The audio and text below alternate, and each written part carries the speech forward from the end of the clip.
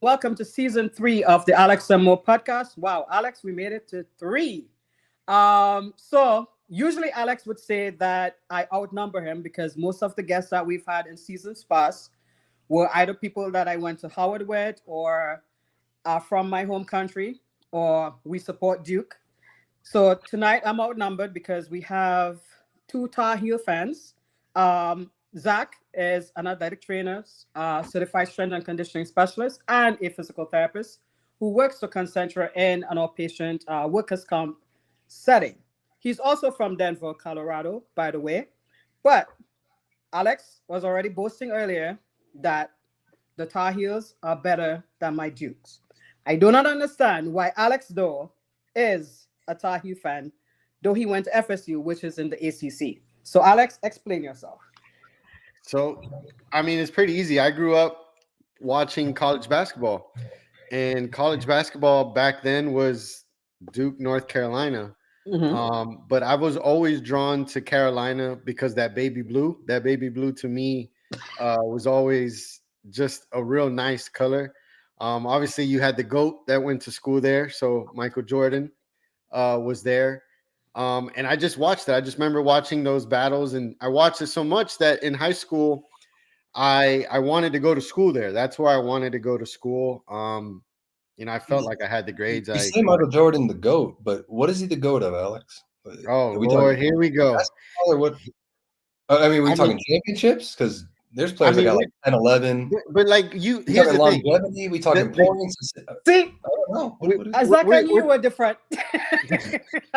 we're talking just in general, but at the same time, like you can't compare.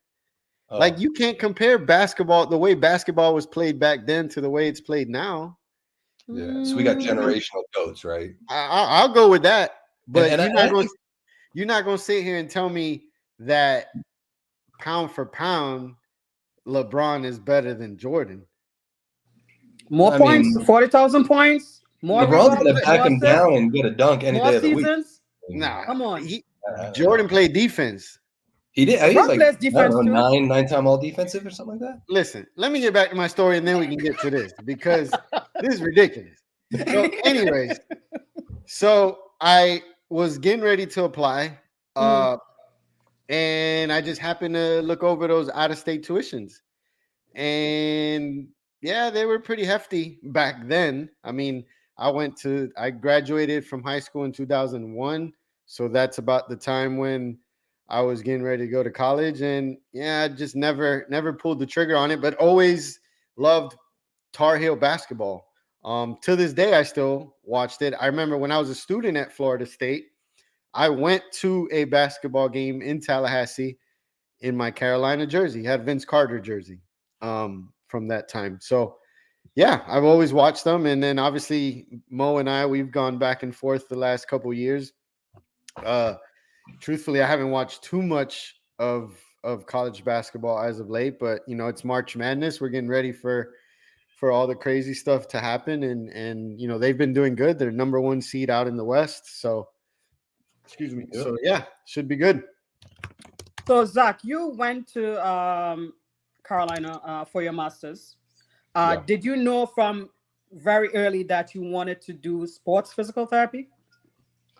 Yeah, definitely. I mean, you back up even prior to that at San Diego State. My undergrad is in athletic training. So my background was always kinesiology, always, grew up playing sports, soccer, baseball year round, all the way through high school. And then, got into golf in high school and, played a little bit like in college, not team wise, but obviously played through college. And yeah, it was a natural sort of fit. I always say, like, unfortunately was never really interested in computers or engineering or building, or it was always just the human body. So injuries, human body, how they interact, how they work. And yeah, so when I did undergrad, is just looked at athletic training, kinesiology with athletic training emphasis, and learned about it a little more, and thought it was going to be awesome, thought it was going to be great, and it really is. And that's what sort of, got my bachelor's. Obviously worked for a couple of years at a high school in San Diego, actually. And then went to get my master's. Are you from California originally? Yeah, yeah. I grew up in the Bay Area, San Francisco. I think Alex grew up in Dallas. I mean, he's a Cowboys fan, so he grew up in Dallas, right?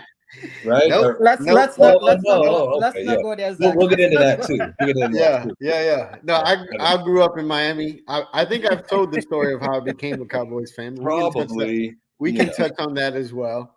Yeah. So, did the cost of tuition determine where you went to pursue your master's? It didn't, and I'll tell you what. We in the athletic training field Mhm. at the time, and I got to be honest, I haven't kept up with the education, the background, or the curriculum. I know there's been a lot of changes over the last 10 years, 15 years. But for me, when I looked at going to graduate school, I had a mentor, and he actually went to Carolina for his master's prior, 2 years prior. And I got a little bit familiar with the program. And the gentleman, Bill Prentice, who's kind of like the godfather of athletic training, he wrote our book, like Principles of Athletic Training. It's the big Bible book for athletic trainers. And he was the head at athletic trainer. No, not the head athletic trainer, but he was the head of the program at Carolina. And so it was always like a destination school to go there because of the program, the sports, academically and educationally. It's viewed as one of the top in the country. I believe it still is. So when I was looking at schools, I really applied to, Chapel Hill, and I applied to Michigan State. And those are the only two schools that, and actually in Oregon, sorry, University of Oregon. And, funny story, you had to take your SATs, right? And to get into those schools, you had to have a 500 minimum on both the math and the verbal. And so you had to have 1,000 cumulative, but you had to be 500, 500. So I took the test, I studied for like 3 months for the SATs. It's a big deal. You got to score well, do well. My math score, I submitted it, felt great. It was like, I ended up getting like a 720 or 730, like really good. The verbal score, do you guys remember this? Like the questions were like, they were analogies, and you had to read and cover it. Yeah. And it was one of those tests where if you were doing well, the questions got a lot harder. And if you're doing bad, the questions were getting easier. So one of the last questions for me, I kid you not, I'll never forget it. It was, cat is to tree as, and it's like, I got done with the math section. The math section was ridiculous. I got to questions in math. I had no idea what was going on, but the analogies that I ended up having, and I studied all the vocab as like the 300 hit list. So then you get to the very end of the test, right? And you have to hit submit. And if you submit it, it's going to the schools. Like you end up, you paid for it already, but you didn't have to submit your scores. Well, I knew I'd killed it in the math, but the verbal, I'm like, just cross my fingers. Well, I get my verbal score back, and it's like 340. It was bad. Wow. So, I call the schools up, and, I call Oregon, who was my second choice. Carolina was my first. Oregon was my second. And I spoke to the professor there, and she tells me, well, she was very blunt, and she just said, basically every person goes in an Excel spreadsheet. And everybody that meets all the requirement goes up here, and everybody that doesn't goes down here. And there'd be better something that stands out about you to get you up there, because otherwise you're not getting looked at.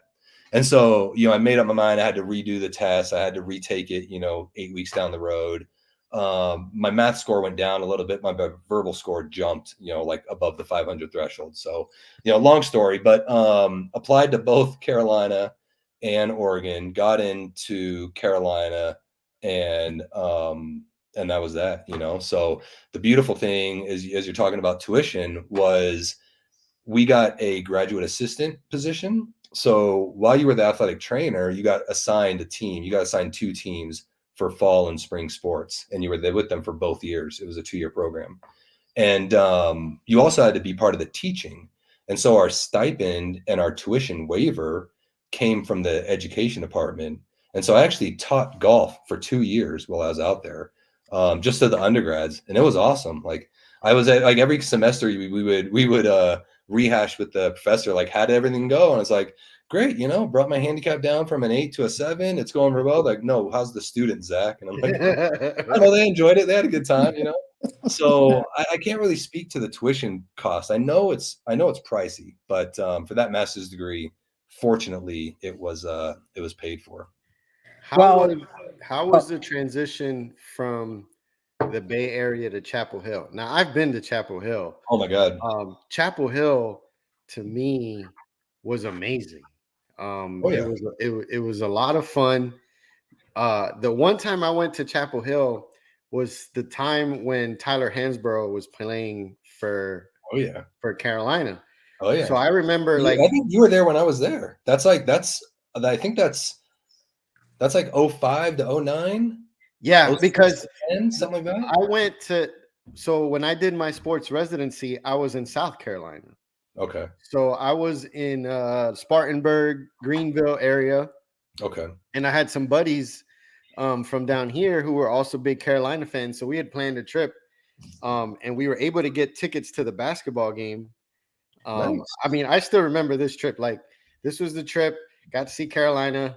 I was like, from arm's reach length to Aaron Andrews for the first time, which was like, oh my goodness. Yeah. you're groupie, Alex. Yeah, at that He time, is. absolutely. I was in groupie heaven. I was like, I'm in the Dean Dome. I got Aaron Andrews there. I'm Tyler Hansborough. But Oh, yeah. anyways, I remember like just the vibe, obviously college town, but we end up going to a bar afterwards and like half the basketball team shows up. Yeah. But anyways, what was that like for you going from the Bay Area to Chapel Hill? Yeah, so I mean, it was crazy. So I was in school at San Diego.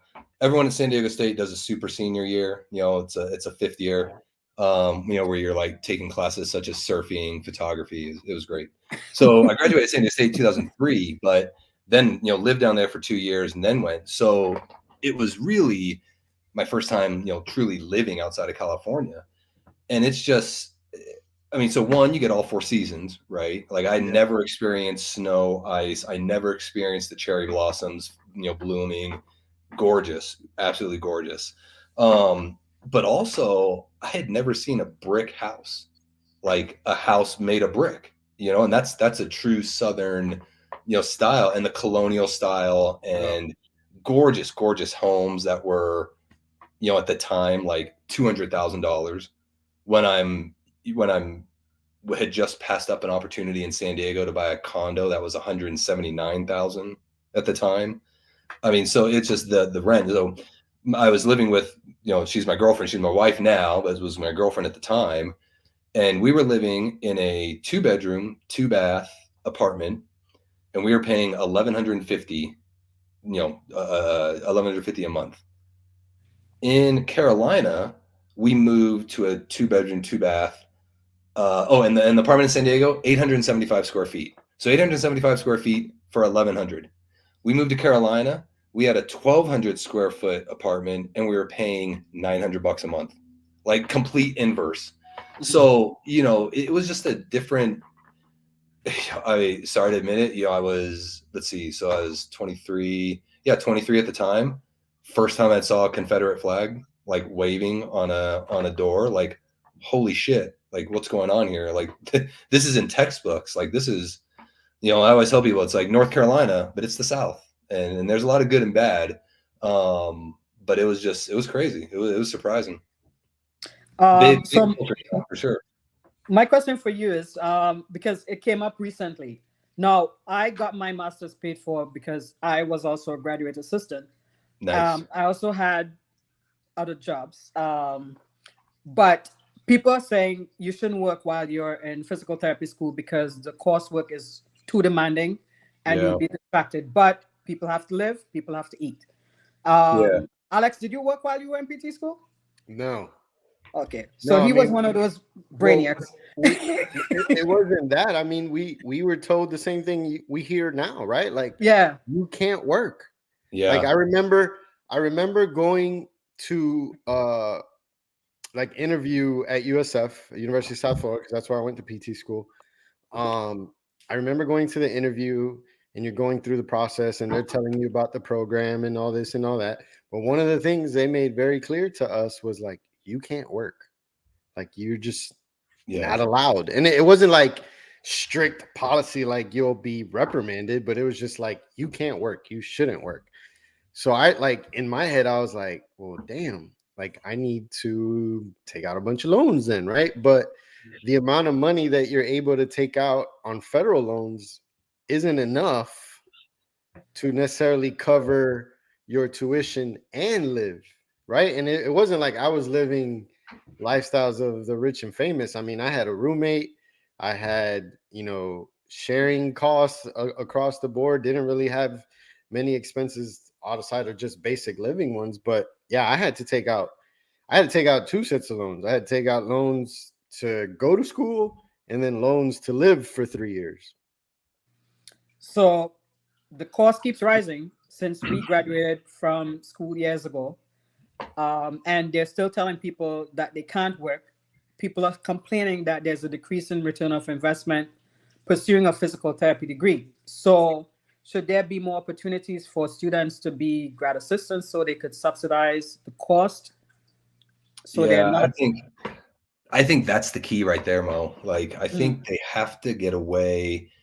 There has to be something for students to do that's convenient. Maybe it's on campus, maybe it's work in the library, it's a study hall, it's cleaning, labs. I don't know what it is, but there's got to be some way to decrease that burden, because it's hard. Like, I'm in a new position as of recent, and I'm getting much more savvy to sort of the business side of business and organizations and clinics, whatnot. And so I understand universities saying, yeah, we got to raise costs. Like, we got to pay salaries of professors. We got to pay this. We got to pay that. But the student loan crisis is a legit crisis. Like, it's out of control. And I don't follow it too much. I just know, I graduated in 2013. It was commonplace for my classmates to have 6-figure loans, 100,000, 120,000. And University of Colorado is not that big, that expensive a school. We're not talking SC, Duke, Baylor. We're not talking some of those private St. Aug's, right? Like, we're talking just your traditional 2.5, 3-year program. And it was ridiculous. It was really expensive. So yeah, they got to do something. I don't know how they can't necessarily waive it, right? Because there has to be something. But I like, everyone will, I think, for the most part, agrees. Why are students paying tuition when they go on a 12-week rotation? Like, what's that about? Like, who the hell's getting that money for that 12 weeks? So we've been complaining about that for years, and nothing has changed. So the university gets your $10,000 for those 3 months or whatever it is. The clinic gets like a 0.5, 0.6 FTE, depending where the rotation is. The PT is getting a salary and they're working less. Yeah, we have to mentor. Yes, we have to look over more notes. We have to educate and teach. And I hope you love that if you're being a CI. Like, I love being a CI. I love doing that teaching. But the student, yes, they're getting learning. They're getting hands-on experience. That's important. Don't get me wrong. But they're paying 10 grand to work. Like, it's absurd. And there's no answer, right? Like we can't come up with an answer tonight. No one on Twitter is going to come up with an answer X. Like there's no solution to be had. It's just, it's tough.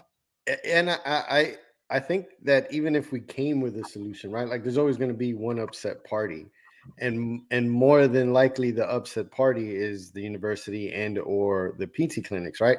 Because I think of it not to the extreme, but almost as, the NIL situation in college, and how before it was like, well, only the coaches get to make the money, right? So the students, just, you got to play. Your prize is a free education. Like, you have this education, you can do whatever you want with it after. But meanwhile, we're going to make millions off of your performance on the field, off of your likeness, right? So, I kind of found it funny, like recently, Nick Saban saying, well, I had to get out of college football because they just care about the money.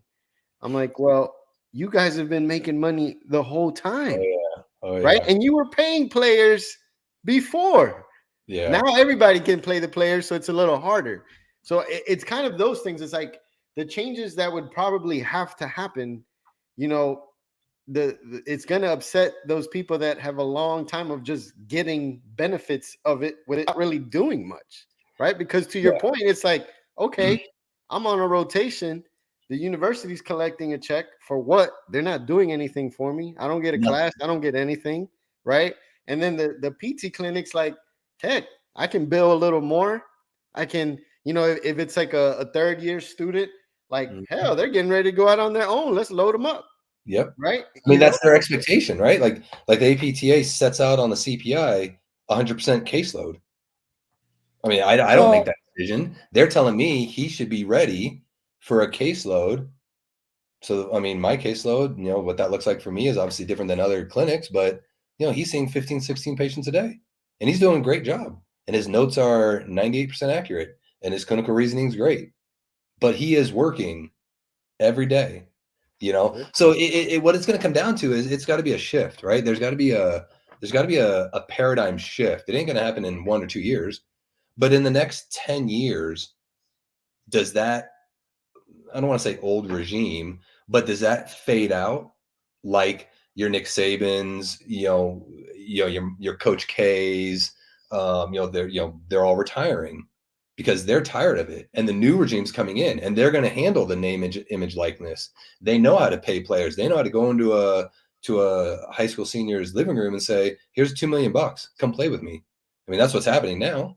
So it'll eventually change, but all the PTs that are up in arms about it now currently will be the 60-year-olds, you know, and they won't, you know, who knows if their heart's going to still be in it at that time. You know, one of the nice things, I know University of Colorado is doing this, and I'm sure there's other schools that are doing this, is they've set it up where students kind of have an option on their last rotation. So they can set up, I think they graduate in May. So their last rotation is a 3 to 4 month rotation. And upon graduation, they get hired at the clinic that they were just on a rotation with. So during the entire rotation, they are getting paid from the clinic. While they're in school, not licensed, they're getting paid a significantly reduced amount and a reduced salary. Mm-hmm. And then once they graduate, pass their boards, now they're licensed, now they can officially bill. They walk right into a 9-month or 12-month job, and they're at the same place they were at. That's kind of cool, you know, and that it makes up a little bit, not everything, obviously, but that could be one possible solution. I like that, because my train of thought was, okay, have them pay a reduced tuition, maybe half to the school. Yeah. And the half would go as a salary for them over the course of the 12 weeks or 3 months that they're at the clinical rotation, because they're basically working. It's free labor. And even though you're getting the experience, those rotations also create a pipeline for clinics. So if you're a clinic owner, like I'm a CI, I observe the students that come through our doors and observe, and I'm like, hey, this one looks like it's gonna be a good fit for upon graduation. So I get to see it. If you notice, as you said, a student is performing well, documenting accurately, have good bedside manner, hire them. Absolutely. On graduation. So reduce that tuition coming down to that last semester when they're going to clinical rotation, and the half that they're not paying you, pay the student. Well, and it's not just the tuition. Like, some of these students have to leave the city that their school is in. Mm-hmm. Right? So they have a rent that they've been paying. Now they have to travel to this location, still pay rent, and find somewhere else to stay. You know, I've heard stories on Twitter X where some of these students have, like, you know, said, F it, I'm just gonna basically live out of my car. I'm gonna get a membership to the gym, go shower at the gym and do that, because that's the only way you can make ends meet. I mean, and it's extreme, but this is the situations that we're putting some of these students in, because we're not really thinking this out. Like, you know, we're just like, hey, this is how we've always done it. So we're not going to evolve. We're not going to change. Like PT education now, especially clinical education, is a lot different than when you and I went to school and even before that. Yeah. But to your point, it's like we've got this, I'm gonna call them dinosaurs, just kind of stuck in these ways. This is how we've always done it. So we're just gonna continue to do it this way. So yeah, there has to be a shift. And I wonder too, you're an outpatient and you can probably speak to this better than Mo and I can, just because we're in home health.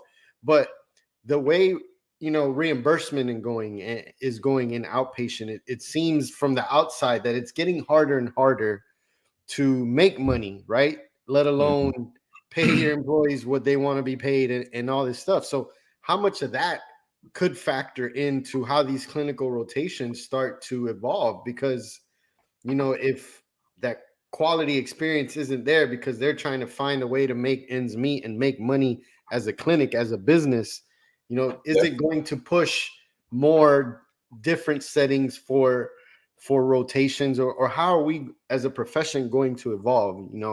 I think what you're getting at is like you kind of mentioned it. If you're a business owner and you can just pick whatever profit margin you want, let's say for the last, we're 2024. So let's just say, all right, and let's, COVID out of this, whatever, pre-COVID, I wanted to have a 15% profit margin. From, the 2010 to 2019, I wanted making 15%. Well, what has gone up in that time? If you say I only want to make 15% profit margin or 20%, whatever, I don't care, 50%, it doesn't matter. Well, rent's gone up, the cost of utilities has gone up, the cost of gas, the cost of living, et cetera, et cetera, et cetera. So for that business owner to keep making the same profit margin, what has to change? Well, we should be getting reimbursed more. Healthcare reimbursement should go up. And I don't know if you want to call it reimbursement or collections or whatever the hell you want to call it, Jerry Durham. Thank you. But shout out to Jerry. He's a great guy. San Francisco Giants fan. So, but point being, okay, those haven't changed.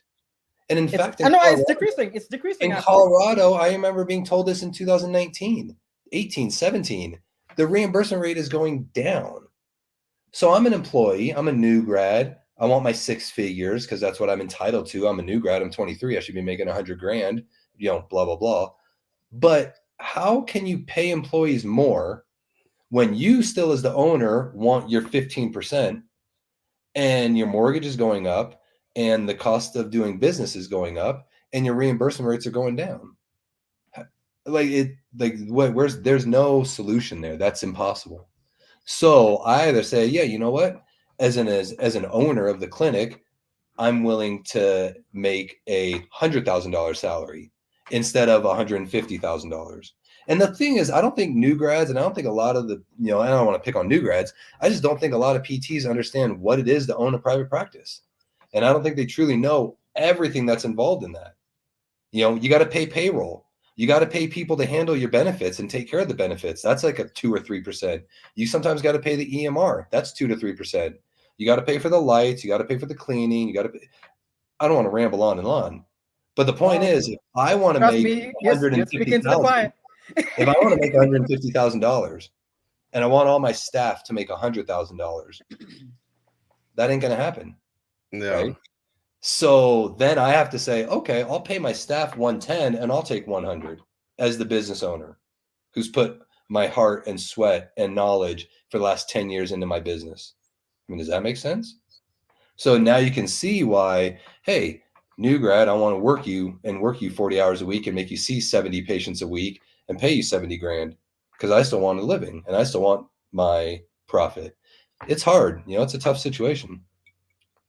So when I wanted to become a physical therapist or started, my intention was to be in sports medicine or do sports physio. Alex was a sports certified therapist, but as you can see, we are both now in home health. Yeah. What stuck with you that you didn't change any setting at all, no matter what? Like you didn't do acute care, anything, you just stuck with athletic training and sports? Yeah, so I mean, I'm a little different now, and Mhm. I can kind of get to that. So, Mhm. I was fortunate enough. I graduated. I did get a job where I did a rotation at, and I worked there for a year and a half. The model wasn't exactly what I wanted, and the my CI opened up his own clinic within the same company within proactive physical therapy, and he opened up his own clinic, and I went to work for him, and we got busy, and it was fantastic clinic. He was an athletic trainer as well, so we had 30 yards of turf, and we had a Who was squat your rack. CI? Jeff Katzoff, Okay. yeah, so he was a athletic Well, trainer. Proactive was who I did my Residency with? residency with. Okay. Because Okay, they were out of Colorado. They did a lot of stuff with Dr. Hawkins, yeah. and Singleton and all of those people. Who So was your CI, or who was your like? well, so they opened so I got into all this mix with Craig Garrison. You ever heard Okay, that name? So he was a PT. He actually became faculty at USF. Him and I became real close. Obviously, okay, so he goes back to South Carolina because Dr. Hawkins, the Hawkins Institute with Dr. Singleton, like they branched from Vail and gotcha. went to South Carolina. But Proactive, Sean McEnroe, you ever heard that name? No, no. Okay, so he was like a big in Proactive, and they had Gotcha. that Colorado South Carolina connection. But anyways, go ahead. Okay. Yeah. No, yeah, interesting. So yeah, I worked with him for a year and a half, and then I went to an outpatient clinic called Rocky Mountain Spine and Sport, and Mhm. was a director there for 3 years. And and it was great, and again, as a private practice, outpatient ortho, sports, I built a relationship with one of the local high schools, and it was really good. And then that was a clinic of like five clinics at the time, six, just two owners. And then there was an acquisition, and they became under the umbrella of, I'm not sure if it's Benchmark now or Upstream Rehab. You're familiar with it in the South there. Mhm. And so they, it was a partnership, but it was an acquisition, Mhm. and made some changes. And I just said, yeah, you know what? I don't know if I can stay here much longer. And I had done like some PRN stuff here and there, like at a skilled nursing facility, just on a weekend here and there, but never as a full time setting. So I put my 4 weeks in, and I didn't have a job, and I had to just go seek it. So I went to a couple other outpatient clinics. One was going to be just working with individuals post spine surgery. Um, wasn't my top choice by any means, but Concentra, where I am now, had an opening. They had an opening for a clinic director, and it's all work comp. It's 99% work comp. We do take private insurance, and so I can see some private patients for knee surgeries or neck pain, whatever the case may be. But it's 99% work comp. And what's really cool about that, and I ended up getting the job, and was a director, and now I'm a associate director of clinical services. And it is like athletic training for workers. It's we say we work with the industrial athlete. So I mean, just today I had two evaluations. 51-year-old female worker. She's a driver for CDL. She was getting out of her truck, stepped in a pothole, busted her ankle. Rolled her ankle. Well, I don't know. I've treated 500 ankle sprains in my career. Like, I don't need to tell you what to do. I need to look at you. Can you stand on one foot? Can you do a heel raise? Okay, you can't. Well, let's do some weight shifts. Do some dorsiflexion, plantar flexion, inversion, eversion. I'm going to see you tomorrow for follow up. That's it. Like, that's the eval, right? Like, and so it's the acute care setting. We work with workers that are injured the same day or even like the prior day. So it's all acute care, musculoskeletal, and it's what I love. I mean, it's what I love, what I know. I could not tomorrow go do what you guys do. Like, I could not. I don't know what an oasis is. I've seen Keep it that way. Keep it that way. like I don't know, and so it is sort of like a niche, but I love it. I love motivating people. I love educating people. I love empowering them to move and to get over fear of, I can't put my weight on. They just put a boot on me, because our urgent care doctors they're 30 feet away. So basically how it works is someone gets hurt at work, they come into our center, they get seen by a medical doctor or a PA, and then they get a PT order and they just walk right over and we see them that same day.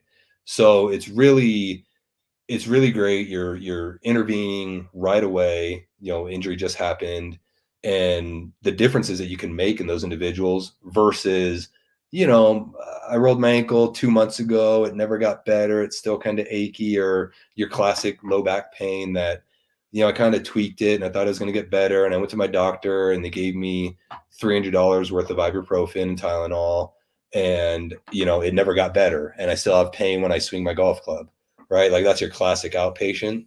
We're able to make such a quick impact. It's great, and 60, like, I don't want to say my last report, I was like 64% of my patients are discharged in 2 weeks, which is great. And how often do you see them? Twice a week or 3 times a week? 3 times a week. So we're fortunate in Colorado with our work comp laws. We get a ton, like there's all the major insurers like your Pinnacle, your Sedgwick. It's pre-auth, so you get 6 visits that are pre-auth. And so the Concentra model is to see individuals 3 times a week for the first 2 weeks, or 6 visits in 14 days. So, the woman that I evaluated today for the ankle injury, I normally would follow up tomorrow, but I'm off tomorrow. So I'll follow up with her on Friday, and then I'll see her next week. I think like Monday, Tuesday, Friday, or Monday, Wednesday, Friday. And then I'll see her one more time. And if she's ready to go back to full duty at that time, then she'll get discharged, and that's that. If she's not ready, then we'll see her for another 2 weeks at that frequency until we can discharge her. Or, she's not progressing. We have a fear of, talar dome bruising, or, some type of defect maybe, or something. And then we just, get imaging, refer to ortho, go from there. I want to piggyback off of something you said. You said you got one of your first jobs after doing a clinical rotation. Yeah. What qualities do you think a student who is about to graduate and doing a clinical rotation should have or show to their clinical instructor or a clinic owner that they are employable? Yeah, that's a fantastic question. I think the number one trait for me that stands out is the student that never asks to leave early, right? Like on a day, right? Like it's one thing if you say, hey, I got an appointment on Friday, can I get out? And you tell me on Monday or Tuesday. Mm-hmm. Of course, like, we all got appointments. That's no big deal. Or, hey, I need to make a doctor's appointment. Can I come in late this morning? Of course. But the students that you have students that do very well, and you have students that can, manage a caseload, they can learn, they can pick things up. But in your third year, you should be demonstrating professionalism. And that's ultimately what it comes down to, right? Like we can teach the mice to ring the bell, that's not hard. But what are the intangibles, And so that it's not even a work ethic. It's not even, what's their patient care? Are they discharging appropriately? Are their notes fine? You can teach all that. But the person that doesn't have to be asked to clean tables, doesn't have to be asked to fold the towels or restock the towels, doesn't have to ask to case or chart review for the next morning to know who they're seeing. And then, the last thing, not waiting to that 6 o'clock. I get off at 6 o'clock. So I don't want it to be 5:55 and we don't have patients. And you're like, hey, can we leave? Like, no, you can do something. But it's great when I can go to the student and say, hey, Alex, are you all done with your notes? Everything's wrapped up? Oh yeah, everything's wrapped up. We got the laundry done. We're cleaned. We're ready for tomorrow. Cool. Get out of here. And then the student says, are you sure? Do you need anything? And then, so that's it. That's the professionalism aspect, I think. So being very professional and having soft skills. Yeah. Because you can teach the empathy, and I think therapists, we are empathetic individuals naturally. Like, it's one of the things that probably drew us to the profession is caring for others, wanting to see others be happy, wanting to see others get better faster, etc. But we can't teach that innate work ethic. And I hate to say work ethic because that sounds like you're trying to see a lot of patients. I'm talking about just that intangible of professionalism. Are you willing to stay late? Are you willing to ask those questions? How do you spend your downtime? And that's really what I think students, I mean, I think there's a lot of students that possess that, but that's one thing that I kind of look for. So I'm going to throw a scenario at you because this is a very recent case that I had to see. Since you do see workers' comp cases, Yeah. and this was a workers' comp home health, but eventually they're going to come to Concentra. A patient is a driver, was injured at work, had to have his leg amputated. So somebody who loves their job, because I'm realizing a lot of students have difficulty having hard conversations with clients or tough situations. Yeah.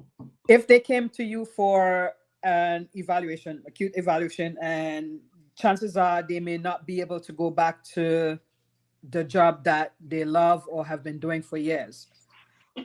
Give us a way on how you would have that conversation with someone in that situation. Yeah, that's hard.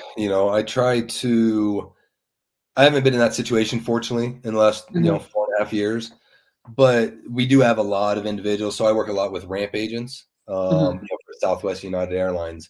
They got to grab the bags, load them onto the plane, so they're doing 120, 40 to 50 pound bag transfers. I got a gentleman that's 62, 65, 70 years old, rotator cuff repairs, multiple surgeries prior, been on the ramp for 30 years. It's like, man, what are you doing, dude? Like, why are you still doing this to your body? Like, go click the thing at Costco when the person enters every time. Like, do something easier. But it's a hard conversation. So, I think it's multifaceted. You've got to make sure you have a good rapport with the patient, first of all. That's hard for just a stranger, just a random one-off PT that you've seen one or two times come in and say, "Oh, hey, Mo, I know you love working, but you can't do this anymore. Like, it ain't going to work." Like, I think as the patient, you want someone that's going to get you there. And I think after you've worked with someone and the writing's on the wall, like, you know what? Probably not going to be able to do this anymore. I think that conversation it's going to come up. I think it's going to come up eventually as you saying, hey, what are your thoughts on going back to work? Oh, yeah, I want to do that. Well, how do you see this first day going? I mean, your patient that, had to have an amputation, I don't know the situation, obviously, but how do you see yourself being able to do that with a prosthetic? Are you going to be able to manage that? Do you see yourself getting hurt, putting yourself at further risk of injury? And I think you got to maybe waltz around that a little bit and be a little gentle with that individual. And hopefully they can come to that conclusion without you saying, you're not working anymore. Help them get to that conclusion that, it's going to be safest for you to not have to go back to this situation. What can I do to help you to look at some other options, perhaps? No, and I think that interaction, Zach, I mean, it brings out something that, I think we've discussed more on different episodes, is those soft skills, right? Because you've got to be able to connect with the person as a human being, as an individual, before you can get into the objective stuff and your ability to move, your ability to get back to do the things you love. I mean, I've had to have conversations with people that may never just be able to walk out of their home, right? Because never mind a job, like, hey, you're going to go out somewhere, like, you can't, walking is not the safest route for you right now. Right. We got to get you into a wheelchair, or you've got to have somebody constantly there to help you.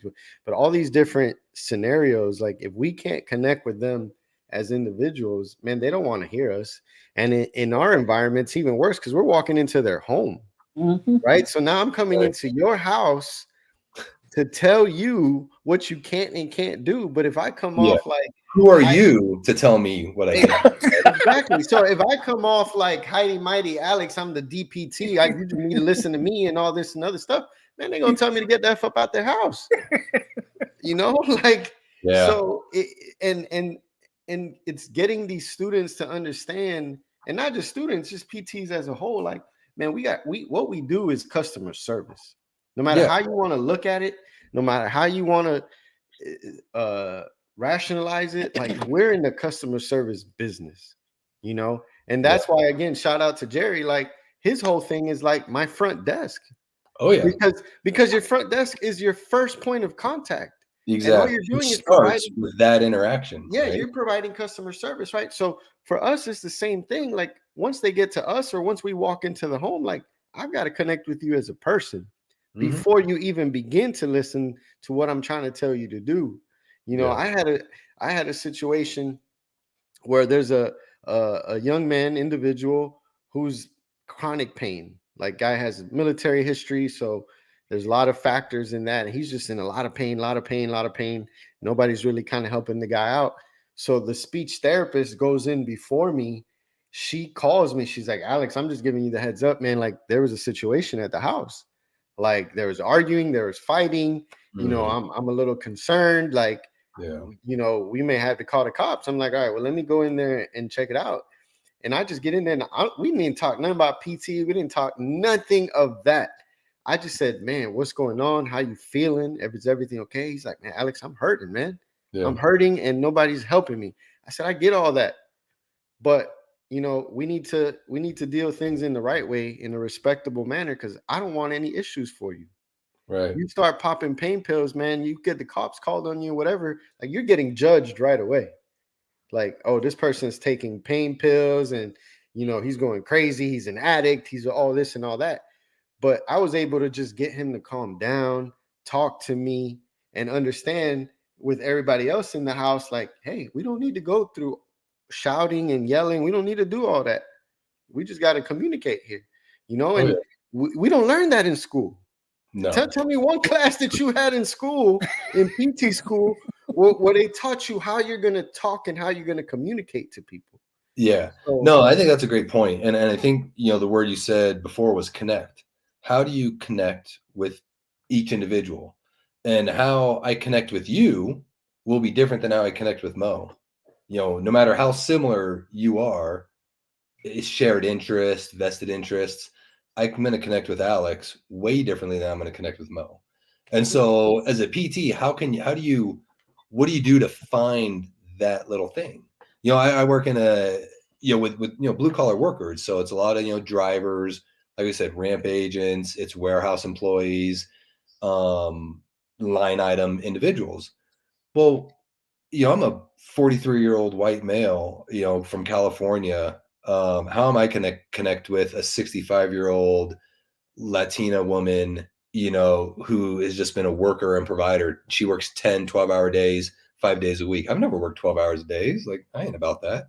She's been doing it for 40 years, you know? So, and she doesn't speak English. So, you know, mi español es poco, pero no mucho palabras. You know, I don't know. Like it ain't good. I've been in the setting for 4 years, right? You know, Alex maybe knows what I said. I don't know. But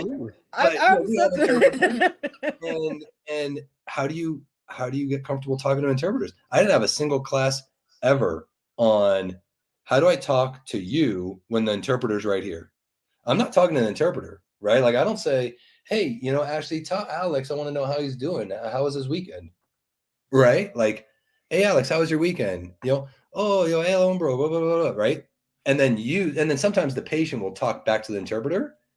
But then after I get to know him, I'll just tell the patient, like, no, just talk to me. Like, you know, we're talking. And that is a soft skill, right? It's like what you're talking about, Mo, too. It's a soft skill. And you can teach that on your rotations, but there ain't a single class that I'm aware of, right? Like we have our motivational interviewing. You get taught how to take a subjective. We're all nervous. We got to take a subjective on our lab partners or on one of our professors. We're like, you know, reading the papers, like, how did you hurt yourself? Tell me about your pain, right? Like, but you don't get that. And so it's hard, you know, going back to your question, like, what do you look for in a new grad? Well, a lot of individuals are going straight from undergrad, no work experience, straight into a PT program, you know, so think about that. They've went to school since they were 5 years old, all the way to 22, and they've never had to interact with somebody as a busboy, as a waitress, working at a golf course, like interacting with people, interacting with upset people. They've never had to do it. They've just been in school since kindergarten through 12th, 4 years of undergrad, and then into a doctorate, maybe 3 years. And then they come out on the first day and they're like, oh my God, nice to meet you. Hi, how are you doing? I mean, they're just so unlike themselves, probably. So teaching those soft skills, how do you relate to someone? You know, and one of the nice things I think, you know, with Concentra, I don't worry about pain. You know, I don't care about your pain. I care about your function. That's kind of the saying. Now, I'm not going to send you back to work if you got 7 out of 10 pain, but we all have 2 to 3 out of 10 aches throughout the day. Before your injury, you were hurting.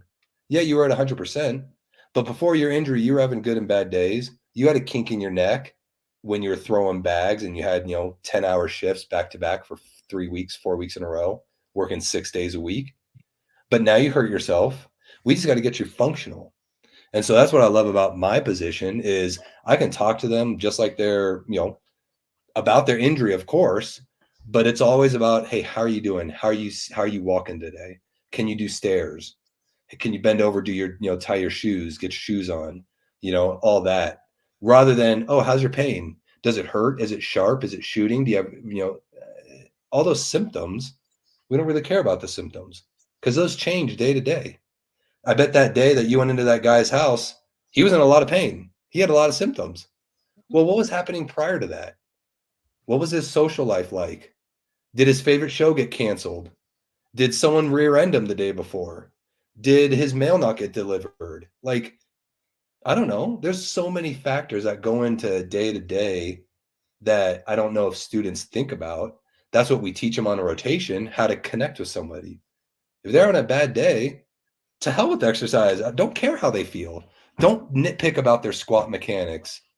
Just have conversations with them. And while you're having a conversation with them, tell them to be moving their arm a little bit. Tell them to be doing some prone presses while you're talking to them. You know, something like that. That's how you connect with people.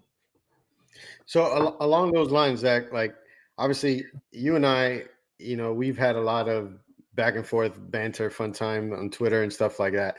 But recently, you've had some interactions on Twitter where you've taken some heat for it. But along those lines of what you were just talking about, I gotta go get a refill.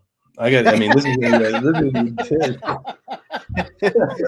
but along those lines, right? Like your interactions, and even seeing you now, like you're a guy who tries to focus on the good, on the positive aspects, whatever, however small that may be. Like it just gives you enough for you to hang on to it so that you can help your patients kind of get back to their function, get back to their jobs, right? Because you use the analogy, the industrial worker, and I think that's perfect because these people are trying to get back to make a living and to be able to provide for themselves and their families. But you were taking heat because, you know, you were using the hashtag on a couple of different posts, and I think it kind of started during CSM. Where you're saying, feeling, be happy, be happy, be happy, be happy, right? And yeah, so he was like, be happy, smile, and do all this stuff, and you know, as is very typical in the PT Twitter world, man, you're always going to upset somebody. Like it don't matter what you do, you are going to upset somebody if you have any kind of opinion. So you took a lot of heat because people were saying like, oh, you know, toxic positivity and all of this and all of that. What are, you know, now that we've got this forum, right? It's hard to explain yourself on Twitter. It is. So if anybody that has interacted with you here recently, like now is a chance for you to, if you want to, you don't have to, just kind of expand on that because I think for me personally, the way I read it, the way I digested it, it just seemed like a big misunderstanding. But more so somebody just wanting to be upset about something. Yeah, no, I think that's fair for sure. And here's the beauty and the beast of social media is to kind of what you said. Everybody has an opinion. Everybody's right. Everybody's wrong. Right? Like there's and I have 140 characters to say what I want to say unless I get the blue check mark and pay $8 a month, which, I mean, come on, let's be crazy here. I got coffees I need to buy, you know? And so, you know, to that point there, I mean, it's a long backdrop, and I don't know how long we want to go tonight, you know, but there's a long history that I'm not even savvy to, a lot of it, to be perfectly honest. But the short part that I am savvy to is individuals claiming one thing and not supporting it whatsoever. And you know, we ain't gonna name names. That's not what we're here for. It doesn't matter who or what. I mean, we all know who we're talking about. It doesn't even matter, right? But there's a lot of side chatter on X, and there's a lot of people that communicate behind, you know, in private messages. And so when I have 4 or 5 people message me and say, "Oh, did you know this? Did you know that? Did you know that?" I'm like, I don't even know what you're talking about. But that's very interesting that they make those observations, and it's like, "Hey, yo, say something about that." No. Well, I don't know why you won't want to say, like, speak your opinion on X. I have no problem speaking what I want. You know, I think it's funny. You know, a lot of people say, like, you know, opinions are my own, not my jobs. Well, no shit. Like, you know, I ain't speaking for Concentra. I'm speaking for myself, and I want people to be happy. And if I see people that every day are posting 15, 20 tweets about how sad and depressed they are and how much pain they're in and how difficulty life is, and I can't breathe and I have a lot of pain, but I'm not going to go to the doctors because they don't know what they're talking about. Okay, so you can't breathe, you are having trouble breathing, having difficulty breathing, you have pain all throughout your body, you're tired, you can't walk, you can't even eat, you're having trouble eating. I'm not going to go to the doctors. I'm just going to stay home and tweet 20 times. Come on. Like, so, you know, that's one example of many. I mean, look, I'll be dead honest. The Be Happy, Choose Happy I was reading a book by Mark Manson, you know, basically it's, you know, you know, finding, you know, I forget the title exactly, but it's like, you know, basically like the subtle art of not giving a fuck. That's what it was. It just came to me. I didn't necessarily want to say it, but I know you guys can edit it. It doesn't matter. It's a book title, right? Oh no, this is live. We don't edit. Yeah. We're all adults here. You know, so subtle art of not giving a fuck. Anyhow, it really is a great book on perspective. And I'm not about toxic positivity. There's bad things that happen, and there's people that are having a hard time. But when I see tweets from somebody that routinely is saying, I don't know how much longer I can go, I don't know how much I can put up with. I mean, I know people who have had suicide.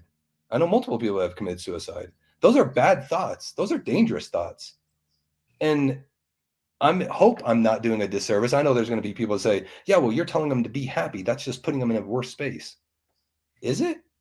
Like, we all have choices that we need to make. I woke up this morning. That person woke up this morning and chose to go to Twitter to make a bunch of tweets. It's not as easy as go get help. I'm not saying it's that easy. Like, obviously, I think these people that have the ME and the CFS and they have the chronic fatigue and they have a lot of neurological symptoms that, look, I'm not going to pretend I know all about it. I don't. I only know what I know over the last month about long COVID because there was one woman, Sarah, and I have no problem mentioning her name. She was kind enough to actually sidebar. And I learned a hell of a lot from those private messages, way more than I learned from any of the other assholes who wouldn't give me the time of day. And that's frustrating because I was trying to learn. If I'm doing something wrong, tell me. But don't tell me oh, well, you need to go read all the research about it and then come talk to me. I'm asking you, why is it that hard? And this woman who I don't know, I think she's in the UK or she might be somewhere across the pond, was very kind and explained a lot and really was great. We still don't see eye to eye on a lot of things, but she was professional about it. And I thanked her numerous times, like, thank you so much for this. I appreciate it. We still don't agree on certain things. But, you know, the Be Happy, Choose Happy, see the smiles at CSM. You know, there's a lot of talk about people better be wearing their masks. People better be masking at CSM. We know masks don't work.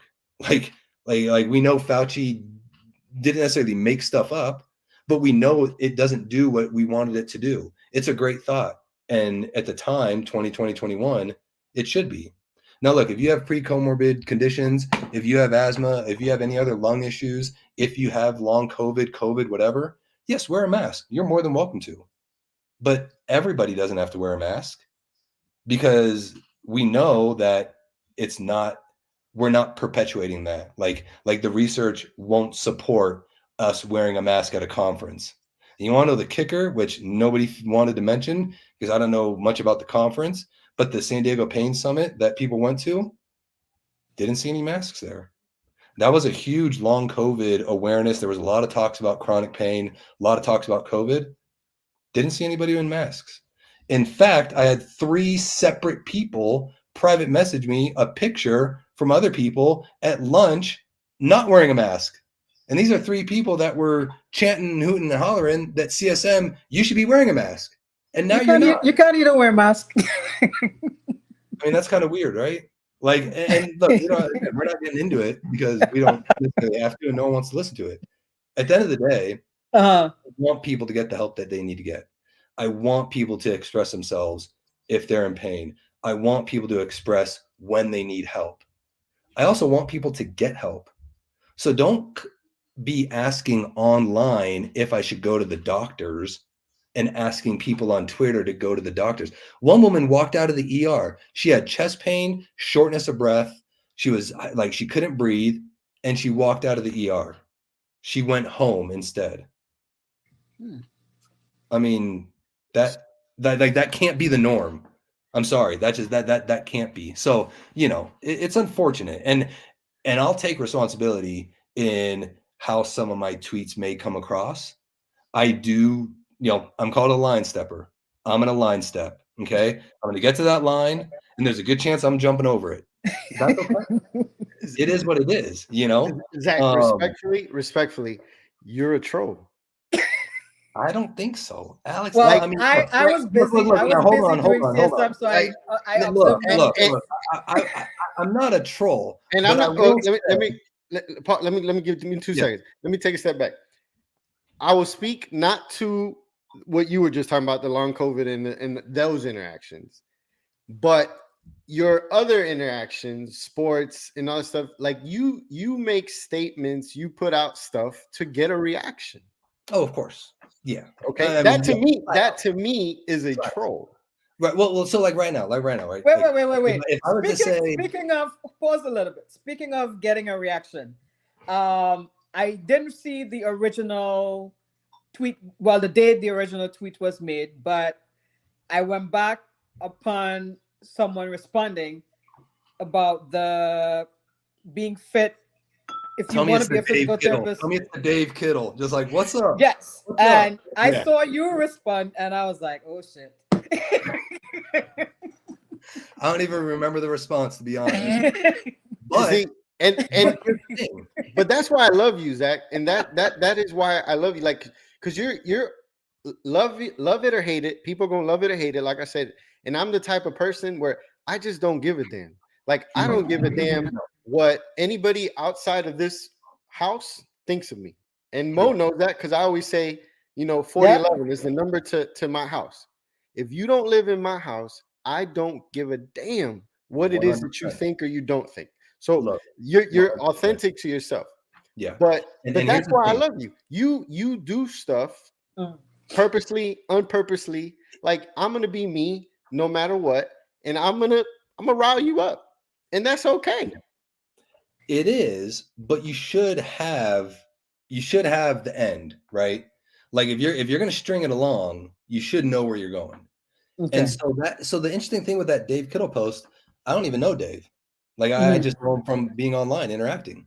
And I don't even know PT Pinecast. Like, I've just started interacting with him. Jimmy, right? Jimmy McKay. Yeah, Jimmy, yeah. Just recent, like literally just in the last few months. I don't know him. He wouldn't know me. He has no idea who I am. I have no idea who he is. That came, I mean, we'll get into that story here in just a minute. But let me ask you this real quick, Mo. And look, I mean, let's be honest. I don't know Mo. I haven't interacted with Mo much. African-American woman. If you're going to go to a doctor, Mo, would you trust a 27-year-old white woman with blonde hair, Or in your heart of hearts, would you prefer to see the 45-year-old African-American woman with some curls? Just be honest. The latter. You don't have to Because lie. no, I Because mean, why? I prefer to see someone who looks like me, who could probably understand some of the things that I'm going through or my family history. And 1,000%. And in you know your what, Mom, you setting, know what? in your setting where okay. you have to work with people who need to get back to doing things, Yeah. yes, perception is reality. I mean, I work in home health. If someone sees me walking up to their door and I could barely make it to their front door, they're gonna be like, how is this person gonna get me better? Exactly. Or But I'm you nailed smoking it. like a chimney. It's perception. Yeah. It's perception, and it's, can they relate to experiences? Yeah. And so there's no shame in that, right? Yeah. Like, we all have that inside, and it might not feel good to admit that, and we don't have to, but we know like attracts like, and we know that the research, right? And I'm in a couple side groups with PTs. You guys know Richard Severin, I'm sure. Yeah. Vitals are vital. Amazing dude, amazing guy. He's going to be the president of the APTA at some point, I believe. Definitely. He's a great dude. I mean, that's no joke. I think I can totally see Rich doing that. Oh yeah. So he kind of saw this from afar a little bit, and he said, what's crazy about that is there is many research that shows individuals will choose people that look like themselves. And this is a strong correlation. And this is a strong cultural driven. And a lot of those same people that were bagging on Dave for saying, hey, if you're going to charge $300 to $400 to, a session, you better walk the walk, is basically what he's saying. If you're going to the thing about it though, the thing about it is he didn't even say that though. That he was insinuating it. We know that. Asked. I mean, he was, but the context of his thing is like, should you do this if you're going to do this, right? Yeah. At a very simple state, it was like, yeah, look at me, I'm ripped, and I've been doing that. He's an Eagles fan, so we're not gonna give him too much flying power around here, but like it wasn't they win like the Super Bowl because Belichick doesn't play. So it was just like, that post for me was like, man, again, this is just somebody looking to be upset. Because it was, and I think it was great because I saw Jimmy retweet that, and I knew based on one or two people that had responded to that, like you said, like, okay, I can respond a certain way, and it probably will get a response. Now, that's not a hill I'm willing to die on, because all jokes aside, it don't matter what you look like. It matters what you know. It doesn't matter if, you had an injury and now all of a sudden you're 300 pounds, but you used to be a world track, athlete, and about sprinting and agility and plyos and physiological systems that you can train. That's what's most important. But see, but at the superficial level, it is what Mo said. It's perception. It's superficial level. It's perception. And how are you going to get that buy-in? How are you going to get that hook? Well, if I'm going to go work with a power lifter, I damn well better look like I can power lift, right? Like Mo said, if I'm going to go get someone healthy from home and get them back to life, I better not be bringing my own oxygen tank and losing breath walking up the driveway. It's just perception. And why are we trying to hide that? Like, we know that. And the research shows that. So I don't know. I think that was kind of silly, No, it's the same thing they say you can't go to a dentist with bad teeth. Well, precisely, exactly. Now, look, it's not as silly as having 5 playoff wins since 1996. Hey, I mean, 5. You know what's listen to me, Mo. But you know what's even worse? Playoff wins since 1996, Mo. 5. Ask him whose Super Bowl drought is longer. Oh, see. Wait, so hey, Mo, can you mute Alex? Can you mute him? Is there a way you can mute him? Because he always says, like, it's Super Bowl or bust. It is. But y'all got 5 wins. Y'all got 5 wins in 30 years in the playoffs. And you're right. This is the perfect way to end this. I have not done case studies, but I keep telling Alex, all the patients that I have that are Dallas Cowboys fan have hypertension. Oh, listen. Anxiety or some form of depression. Look. Hey, come around December, Mo, they got depression. Don't worry. Nah. That doesn't happen till January. Look, what happens is we get an emotional high from like September to November. Yeah. Every season I keep hearing, this is it. Then November to December, like we got to have some calls with the cardiologist because there's some Sundays where, the heart's just pumping a little too much. Oh, yeah. But then by January, it's the same old story. Like, this is going to happen. Like, they're not going to sucker me again. We're battered. We love the abuse, but we come back every year thinking that, they're going to change. And I don't Here we are. It was kind of nice. Like, I mean, I was looking over some stuff the other day, and it's like I go back 10 years when I look at the Niners, and it's like Super Bowl appearance, conference championship, Super Bowl, conference championship, Super Bowl, Super Bowl. And I go back to the Cowboys, I'm like, L's, Division L, wild card L, wild card win. L, listen, you get an extra couple games, but you end up on the couch right next to us. It does not matter. But there's a difference because the seat's already warm when I get there because you've been keeping it warm for like 2 extra weeks. But you still with me. I'll still hug you out. I'll give you a hug when you come sit with us. Oh, shit, man. But listen, I know we can go on for hours on this one, and maybe we'll have to regroup and get a part 2 going. But for sure. We'll definitely thank you very much, man. Really do appreciate you taking the time. Great content. I know you're a busy man. Your kids are on spring break and all that good stuff. Good. So do appreciate you coming out and spending some time with us. Hopefully everybody enjoyed it. This is season 3 for us. So it's been a lot we're going to do things a little bit different. So it's not going to be every Tuesday. And next Tuesday, we're taking a break because someone has a wedding anniversary. So happy anniversary, Alex. Thank you. And Lauren. So, hey, can you go somewhere other than Disneyland or Disney World? I mean, come on. Nah, bro, we got season tickets. Matter of fact, look. So we Disney's usually our go-to spot for anything with the family. We're actually getting ready in a couple weeks. So my son's turning 8. We'll be heading on a Disney cruise for his birthday. So we're doing that with both grandparents. So it'll be a pretty cool experience for the kids. Man, Disney gets a lot of my money, so that's why I have to work very hard in these home health arenas, but I enjoy it. If you're working an outpatient, if you want Disney, heck no. But anyways, as Mo mentioned, we're gonna do things a little bit different. We're gonna kind of go with our vibe, which is really why we started this, was to do things kind of our way, not necessarily felt like we had to fit in a certain lane or do things a certain way. So, this season, we're going to just kind of mix it up a little bit here and there. Still going to have fun with it. Still the same amount of content, still same guest, just like Zach and many others that we have planned for you guys. So continue to follow on all of our social media platforms. Chime in on YouTube, Facebook, Instagram, all that good stuff. Shout out to Mo, who is the brains behind all of that. She handles all of that. I just show up and talk when she tells me to.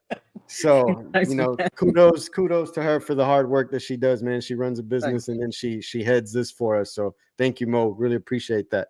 Doing what I love, man. I have a great partner, so it makes it all worth it. Inviting me on and taking the time. Like, I love chatting about all things, PT, sports, social media, whatever. So it was great. It was fun. Awesome. Thank you for joining us. All right. Well, as always, everybody have a good night. Cheers. Have a good night, guys.